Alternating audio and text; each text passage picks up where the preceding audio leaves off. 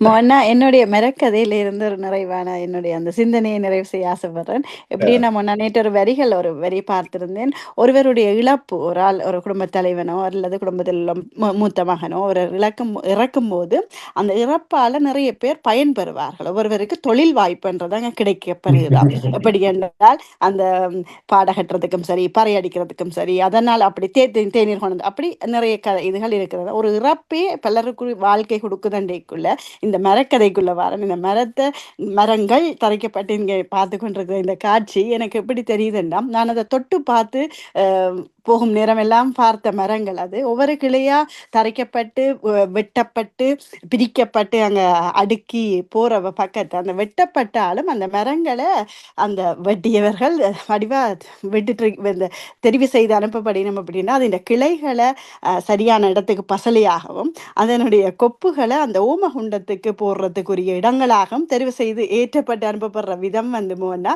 அது கொஞ்சம் எனக்கு ஒரு திருப்தி. அந்த அப்படி ஒரு இடத்துக்கு போகுது. இவ்வளவு காலமும் அந்த மரங்கள் ஒரு வீட்டுக்குள்ள அழகா அடைக்கப்பட்டு, பாதுகாக்கப்பட்ட மரங்கள் எங்கெங்க போகுதுன்றது அது அந்த நேர பார்த்திருக்கிறபடியால் அது எனக்கு விளங்குது. அப்படித்தான் விளங்கு. அதிலேயும் அந்த மரங்கள் இத்தனை 16 வருடங்கள் இல்ல 8 வருடங்கள் அந்த வளர்த்த மரங்களுடைய அந்த பகுதி வந்து சரியான குத்தி, பெரிய குத்தி. அத ஒருவர் எப்படி செய்றாரு, அத பிரிக்கும்போது அத தூக்க முடியாது. அத வாள் கொண்டு பிரிச்சு, அந்த உதையும் போது எனக்கு வலிச்சுது மோன்னா. அந்த வலிப்பு மாதிரி வாழ்க்கையோட ஒத்து பார்க்கைக்குள்ள, நிறைய நாங்க வாழ்க்கையில நிறைய மனிதர்களால பிரிக்கப்படுறோம், உதைக்கப்படுறோம்ன்றது எனக்கு அங்க தெரிஞ்சுது. அத இல்ல நான் அனுபவிச்சு பார்க்கும்போது இல்ல, அவ்வளவு அது பெரிய சரி. ஆனால் அது விஜய தங்கராஜ் அவர்களுக்கும் இந்த பதில் பொருந்தும்.